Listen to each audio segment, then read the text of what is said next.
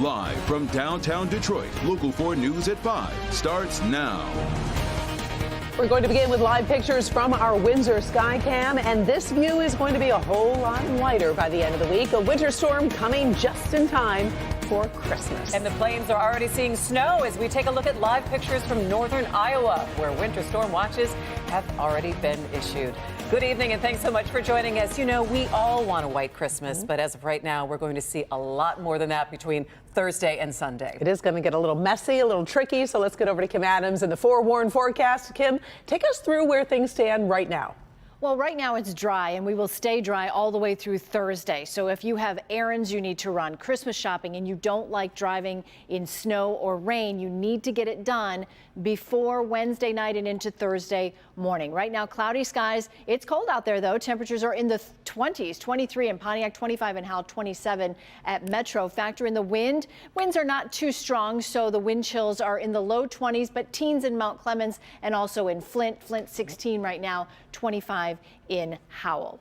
Clouds and radar, we do have a lot of clouds in place. We'll keep those in place overnight tonight and through the day tomorrow, but it will be dry. So if you want to get out and about tonight, you're fine. Cloudy skies, temperatures will be in the 20s. Here's what we're expecting. The weather story over the next week. Rain turns into snow by Friday morning. We'll also have 50-mile-per-hour gusts on Friday, creating more travel problems, and then sub-zero wind chills for both Saturday and Sunday. I'll break it all down for you. The timing that we have right now. If you want to keep up to date on all the latest weather information in between newscasts, this is the best way to do it. This is the week to download this app, Forewarn Weather app. Go to your favorite app store and just type in WDIV and download the free Forewarn Weather app. Sounds good. Thanks, Kim. We'll see you in a bit. Our top story tonight, brand new information after a police officer opens fire inside of the Dearborn police station, killing a man who walked in with a gun. This happened late Sunday afternoon. Officials say he just walked into the lobby. Rod Maloney live in Dearborn on this story for us tonight. Rod. Yeah, good evening, Karen. And here's what the lobby kind of looks like. Most police stations have this. There's sort of a desk where an officer sits behind with bullet-resistant glass. But in Dearborn PD, it slides to one direction. And when the officer saw his opportunity, he slid that window open and fired. You can see him walking up to the front desk. He pulls out a 9mm handgun from his pocket.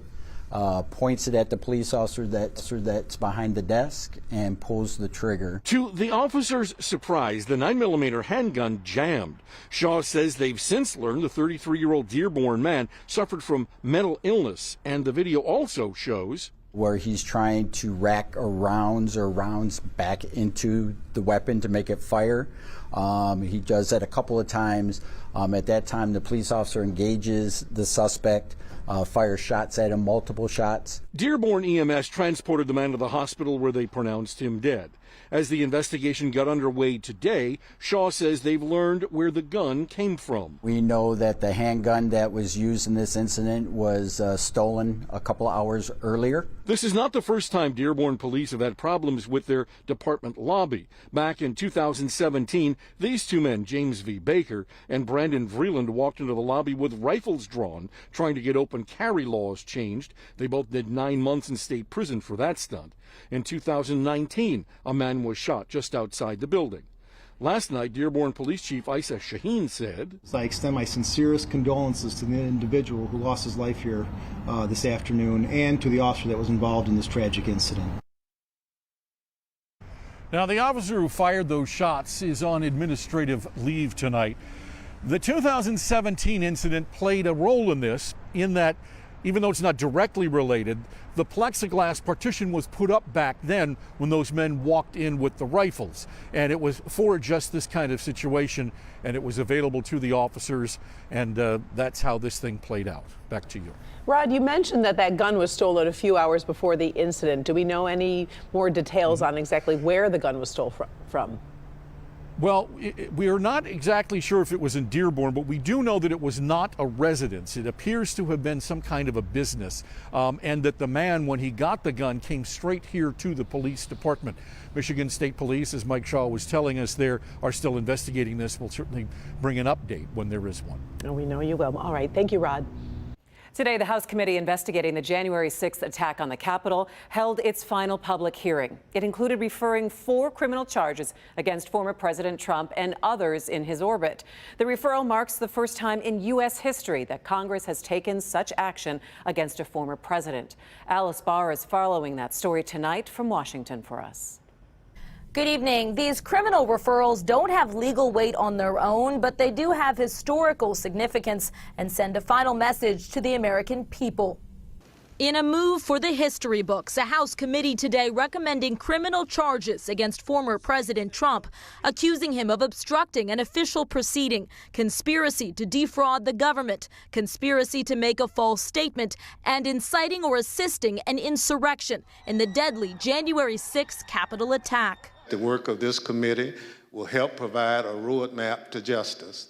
The referrals to the Department of Justice hold no legal weight, but they represent the committee's final conclusions after an 18-month investigation.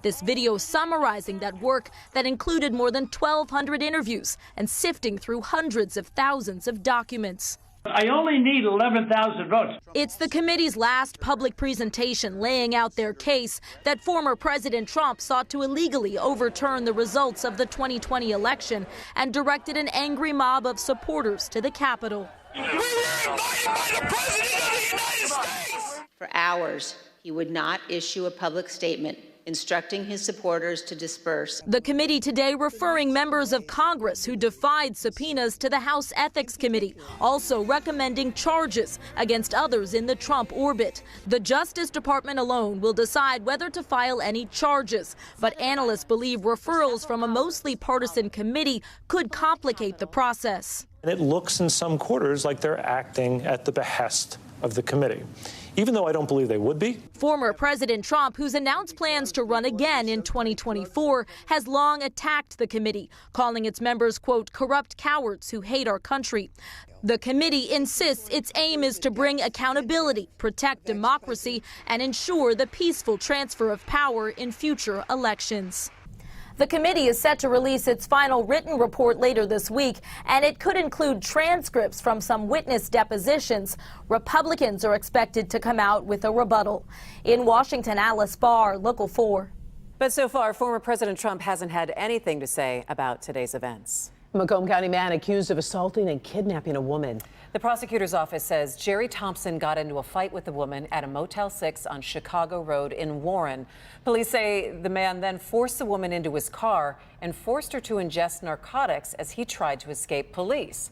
Police say he eventually crashed in Detroit, was later arrested. He's now facing kidnapping, fleeing, and assault and battery charges. Federal authorities are issuing a rare national public safety alert over a rise in sextortion cases involving children. The FBI says at least 3,000 victims have been identified as targets. Most of them are boys between the ages of 14 and 17. The FBI says children are being coerced into sending explicit images online and then extorted for money. They say at least a dozen victims have committed suicide because of these crimes. The criminals are using gaming and social media sites. Federal authorities are encouraging parents to be on the lookout over the holiday break. Well, if you're one of the 3 million Michiganders driving anywhere for the holidays this week, gas prices keep going down. In Metro Detroit, we are paying less than $3 on average at $2.99 per gallon. Yes, it is the lowest price since May of 2021. It is a drop of 11 cents even from last week and 27 cents less than this same time last year.